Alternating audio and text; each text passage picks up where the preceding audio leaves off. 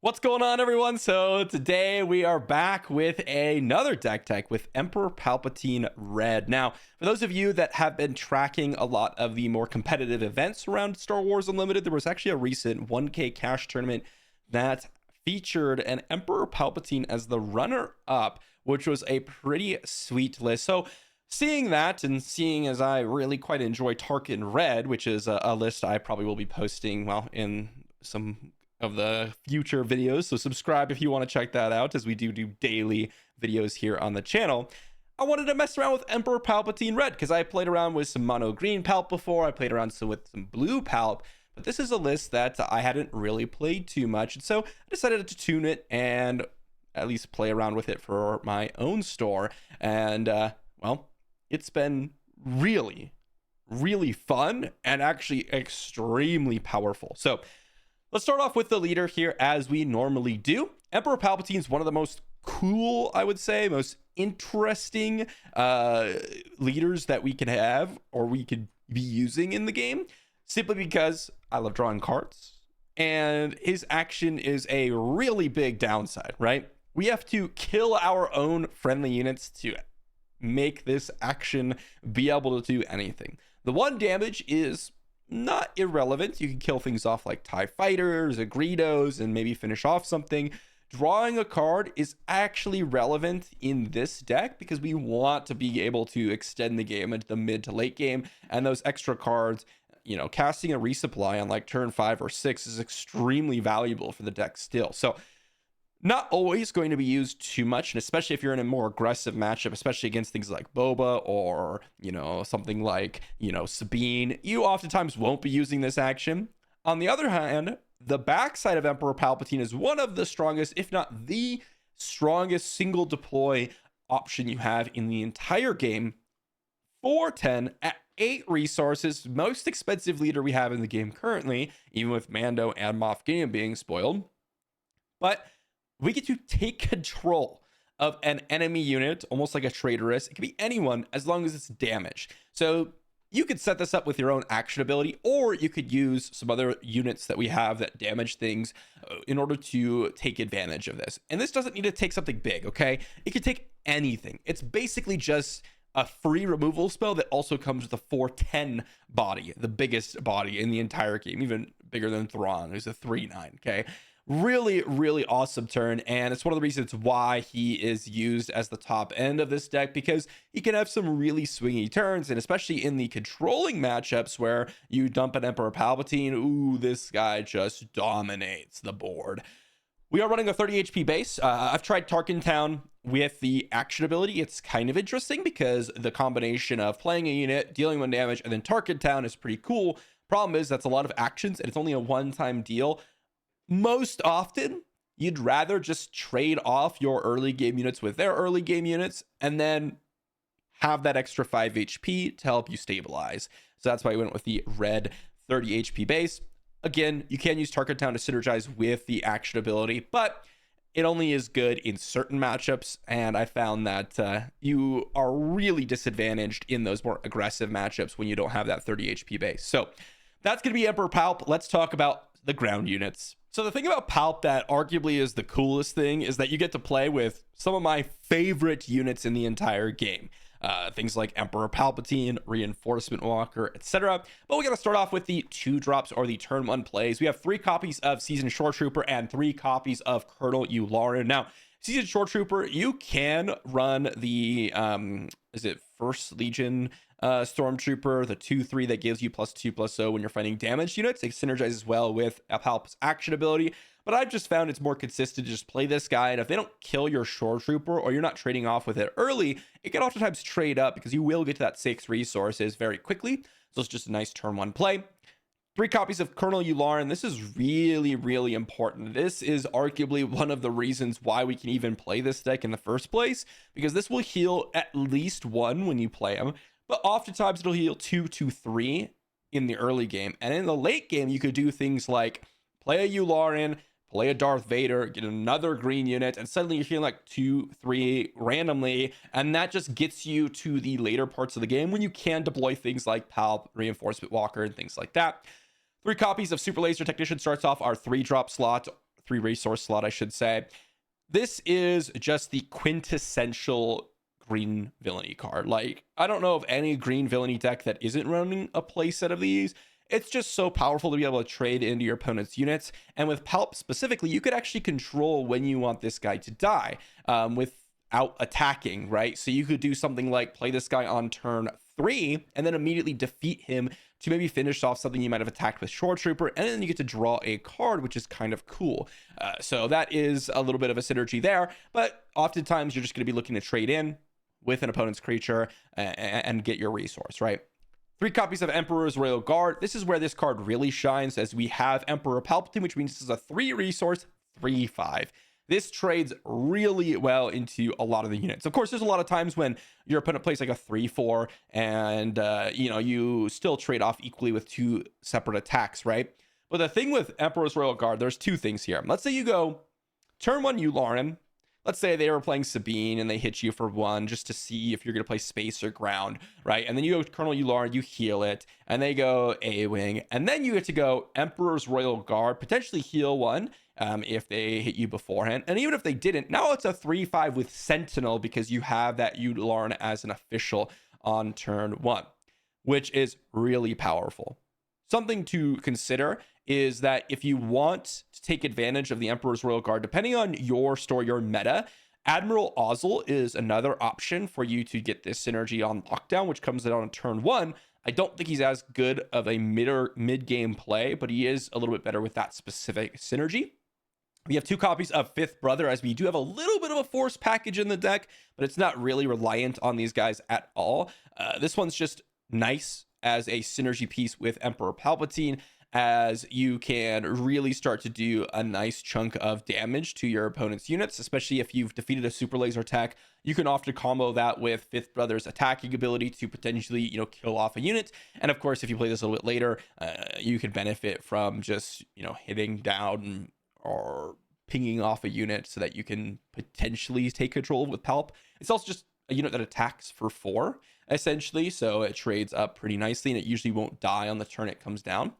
Next up, we have 2 copies of Seventh Sister. This one's really nice as a way to kind of just get in some damage to their random shielded units, as the Saboteur has actually been extremely relevant, especially against, random things like Crafty Smuggler. And you might think like, well, isn't that going to be dead by this point in the game? Well, it could actually be really tough to deal with if you are playing this deck. Or, this could just finish off some units on the opponent's side while also getting in for some damage. Saboteur is extremely relevant against those Sentinels as well. Also really, really good in the longer matchups where you can start picking off creatures every single turn. 3 copies of Darth Vader. Now, every single card in this deck is relatively on the inexpensive side. Relatively. Now, Darth Vader is like 90% of this deck's cost, okay? So if you're not interested in spending the entire amount on that specific playset, then I would just finish off a playset of Reinforcement Walker, Palp, and Ruthless Raider as another form of top end, all of which are very, very good cards that impact the board immediately and will help you in the later stages of the game, although Darth Vader is by far the best one of any of those options in general. So I would definitely recommend it, as this is the best upgrade you could make to your deck if you don't have one already. This guy cannot grab Yularen, right? It's a villainy unit, so you cannot grab Yularen. However, this guy can grab Seasoned Shore Trooper as a 4/3 Super Laser Attack, Royal Guard, Fifth Brother, all of which are amazing targets. The Royal Guard, if you grab with Darth Vader and you happen to have a Yularen on the battlefield, guess what? You're healing for 2, which is pretty sweet, and you get a Sentinel out of it. Just a very powerful unit that also has the Force Tag, which is relevant in some cases, as well as gets to kill off a unit. And that's arguably the most important part, is that you can prevent damage while also putting up a Sentinel by killing off their unit. Next up, we have 2 copies of Reinforcement Walker. This is a really nice top end in both controlling as well as more aggro decks, as this finally puts the final nail in the coffin. I've said this many, many times, but if you stabilize, you got your Yularen, they've killed off their Yularen, you've played Darth Vader, you've stabilized, right? Maybe you have a Sentinel or whatever, but you're stabilizing at like 25, 26 HP. that is still a danger point, and Reinforcement Walker helps you get out of that danger point. And if you're in a more controlling matchup, well, guess what? This is either drawing you multiple cards a turn, or at least a card a turn, so you're drawing 3 cards a turn, which is really nice, as we will be continuously playing our resupplies, and then suddenly you'll be able to outpace your opponent with additional resources and the super laser techs that you're going to be getting. Or again, you just heal a bunch and outrace your opponent. Lastly, we have 2 copies of Emperor Palpatine. This is a really nice card to play on the turn Emperor Palp himself comes down, as it's the same amount of resources, because you could play this guy, control where you're distributing the damage, where let's say you kill off a unit and then you deal like 1 to 2 of your remaining damage to another, deploy Emperor Palp, steal that unit, and boom, you have a 6/6 overwhelm and a 4/10 that just stole their unit. And that is an absurd turn. Very, very powerful, and just an amazing unit to run. Emperor Palpatine is one of the coolest cards to resolve in this game, as he just does so much the turn that he comes down. But that's not all of the cards we have. Let's talk about our space units here. So starting us off, we got 3 copies of Consortium Star Viper. A lot of you may be used to this card, but it is just a really solid body, as this trades with a lot of the 1-drops that your aggro decks are going to put out, and this is mainly in there for the matchup, as well as Boba. It's really good against, a Cartel Spacer. It's not even bad against, things like the 7th Fleet Defender, as they will want to trade into it, and, well, at least you're going to be able to go ahead and stall some damage, and this oftentimes will get you that restore too, because at any point you're going to want to be trying to take initiative when you can. You'll be sacrificing, early points of damage. You're not going to be attacking their base oftentimes, so you'll just get the initiative more often than not against like the Sabine matchup, which is just really good. 3 copies of Imperial Interceptor. Again, this is really important for the Boba matchup in those earlier turns when they play some of those space units. It trades basically evenly with a 7th Fleet Defender. It also just kills off Cartel Spacer. It actually trades into a Fet's Fire Spray pretty nicely. As you play this, it comes down, it hits it, then you can attack it next turn, which is pretty cool. And then obviously, if you're killing off a 1-drop and you get a 3/2 left over, like an A-Wing or a Red 3 even, this is just amazing. Very important to control some of the space that we got going on. And then we have 2 copies of Ruthless Raider. This is just a very powerful space unit, as this helps us kind of shore up some of the later game where, maybe they play a Fet's Fire Spray. Suddenly you're trading up with your Ruthless Raider. You get some damage in. This could also help you set up your Emperor Palpatine potentially, if you are looking to do that a couple turns earlier, right? Let's say you go, okay, I'm going to play this Ruthless Raider and I'm going to tag one of their units. I know next turn I'll play a Darth Vader and kill their other unit off. And then, that means that either they get that unit killed, and I'm fine with that because they're, not attacking my base, or I could play Palp next turn, immediately steal their unit, which is pretty cool. So that's going to round out these space units, and we got some events and upgrades to talk about. So starting us off here, we got, as I mentioned, a little bit of a Force package, but to be honest, you do not need the Force synergies in order for these cards to be really powerful, with the exception of Force Lightning, I guess you could say. Force Lightning does kind of want a Force unit, because then if you don't have a Force unit, you can't do the second mode. But this is in here because there are a lot of matchups where someone's just running a random K2SO. And while you might think, oh, well, don't you need like 7th Sister and 5th Brother or Darth Vader out in the battlefield in order for this to work, or Emperor Palpatine himself? Yeah, kind of. But that's not infrequent, right? Because if you go turn 2 5th Brother and they don't immediately kill it, which it's kind of hard for the aggro decks to immediately kill it unless they play like an Echo based defender, which, that could be a little bit disastrous, but just don't play your 5th Brother into an Echo based defender. But let's say you play 5th Brother and they go K2SO. Guess what? Your Force Lightning could take that out. It's a 1 copy for that reason. You do not want to draw too many of these and rely on them as removal spells, but it is really nice in those specific scenarios where you want to disable something and remove like a K2SO. Keep in mind that you do not need a Force unit to just disable that unit's abilities, so you could use this on a K2SO for 1 resource and then finish it off with like a 5th Brother, for example. And that is perfectly reasonable. I've done that many times just to save my life total. Next up, we have 3 copies of Force Choke. Again, you do not need the Force Synergy, as this is just a 2 resource removal spell. Helps you deal with a lot of the early game plays Mind you, it does not deal with space units as they are all vehicles, but it will kill off things like a battlefield marine, and it is worth using in the early game. The drawback of them drawing a card is not super relevant, as we don't really care. If we get to late game, we are going to win. So 2 copies of Open Fire. Again, this just deals with basically any turn 1 or 2 play in the entire game for the most part. I don't really think of anything that's super relevant with 5 toughness, with the exception of Boba Fett himself, small Boba that is. So with the exception of Boba Fett, you know, everything else really gets killed off by Open Fire. So nice little early game removal spell. 3 copies of Resupply. And then we all know how strong Ramp is, and having a Ramp package in your deck is just really powerful. 3 copies of Overwhelming Barrage. This is basically your one-sided board wipe. You will have units on the battlefield, right? Whether or not it's just like a super laser technician, they don't oftentimes want to kill it off, right? It's kind of annoying to try to kill off your super laser technician when you know it's just gonna, you know, help them. So you could just play it on a super laser tech and hit something for 4, and then eventually trade in your super laser tech to kill something off as well, which could actually be a nice play. It also, again, works with any of the other units. You know, Imperial Interceptor oftentimes lives as you're going to be killing the space unit that it could potentially die to, and so that's 5 damage there. Also, Fifth Brother, really good with. It's also good with Emperor's Royal Guard. Again, just a very powerful card. And if you do get like a Darth Vader out, or like something big like a Reinforcement Walker, you can also control the Overwhelming Barrage to set up your Emperor Palpatine, so just keep that in mind. And lastly, we have 1 copy of Traitorous. This is a very, very powerful effect. It could be really good against stopping something like a Boba Fett. So this is really good against Boba Fett in the Boba Fett matchup, as well. If they waylay their own Boba Fett to their hand, you are pretty happy about that. You don't mind that at all. And it's very easy for you to kind of be in that position, right?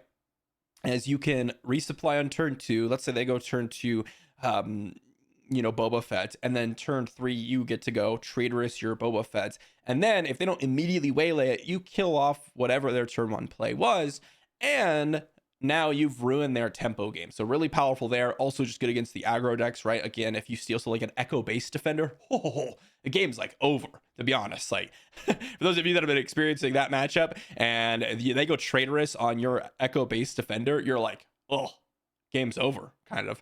Also, if you steal a super laser technician, and this is something that a lot of people didn't realize, if you steal a super laser technician, you still get the resource, right? If that resource was to return to its owner hand, then they would get their super laser tech back. But stealing a super laser tech is really insane. I've had that happen against Boba Green a lot, where they go turn 1 Greedo, turn 2 super laser tech, and I went turn 1, you know, seasoned shore trooper or whatever, turn 2 resupply. And suddenly I trade into their Greedo, right? And next turn I get to Traitorous their super laser tech if they didn't immediately attack with it. Potentially they might have, but let's say they didn't, and it has happened a decent amount of time. Boom, suddenly I am way ahead of them because they wasted their turn 1 play or turn 2 play giving me a resource, essentially, which is a nightmare for them. So Traitorous, very good. And that's kind of setting up our sideboard, which we got to talk about right now. So starting us off here in the sideboard, we actually have starting 3 copies of Death Star Stormtrooper. This might be a little bit of an unassuming card, but this is a very powerful unit in order for us to just get a couple of additional early game plays. Mind you, we have only 6 turn 1 plays in the deck, with the exception of Force Choke, which you absolutely will play on turn 1. And so just keep that in mind. I am totally for playing Force Choke on turn 1. That is something I do very frequently. And so Death Star Stormtrooper helps out a little bit in some of those matchups. We have 1 more copy of Emperor Palpatine, as well as 2 copies of Devastator. These are kind of in there for the same reason as, well, if you're in a little bit more of a mid-rangey, longer game, these will be disgusting. Again, Emperor Palpatine, we've seen how strong he is, but it's also really good in certain matchups, like for example Luke Green, in any Luke deck really, but Luke Green in particular, the pinging off all the shields is really relevant. And then of course, you know, killing off certain units and just any unit in general. The Devastator coming down and killing something, immediately dealing 10 damage to something is really nice as well. Additional copy of Force Lightning. I've liked this again as the K2SO killer, but also just ways I can deal with certain larger threats, as I will slot this in against more mid-rangey threats decks as well. Additional copy of Open Fire, again, for a little bit more removal in the early game. And lastly, you have 2 copies of Traitorous that comes in to deal with a lot of the earlier game threats, steal them, and then have great effect. That's going to be the sideboard, and that is going to be the main deck. This is a pretty sweet list. I'm not going to lie. I've had a lot of fun with it. It is a little bit tricky, as Emperor Palpatine is one of the harder decks to play, I would say, as him coming down later on is pretty crazy, time consuming. Like, it just takes a while for your Emperor Palpatine to get online, but when he does, he has a huge payoff. I did want to add, actually, just talking a little bit about the matchups in which you're going to be siding these in. A little bit more information. The Death Star Stormtrooper definitely comes in against things like Boba, things like aggro. Aggro particular as a 3-1, it can be bad against Boba, but you still put it in against Boba just because you do want a little bit more early game plays. Emperor Palpatine, Devastator, those both come in against more mid-rangey control matchups. Force Lightning comes in against aggro, basically any heroism aggro deck, as well as occasionally some other options. Traitorous, Open Fire, both coming against aggro, and Traitorous in particular is really good against the Boba matchup, especially Boba Green. Again, if they're waylaying your Traitorous, you are very happy about that because they are a tempo deck, and if you get to later game, you are going to stomp them, right? They are not going to compete. So that's all you really need to do. So if you go Traitorous on their units and they go waylay, and you're like, okay, fine, I'll just drop my Darth Vader next turn or whatever it is you're playing next turn, you're very happy about that. So let me know what you think in the comment section down below. I do have a Tarkin red list that I wanted to share. Maybe I'll do that tomorrow or the following day. And it's much more aggressive oriented and much more focused on the trooper synergies, whereas this is more of a mid-range ramp style deck. So very cool. And well, it did do really well in the recent tournament, and not this list in particular. This one's quite a bit different from the other ones. I mean, of course, everyone's running pretty similar cards, but just different numbers. But if you wanted to check out that, I'll leave a link to that one down below as well if I can find it. But thanks for watching, and I'll see you all for the next one.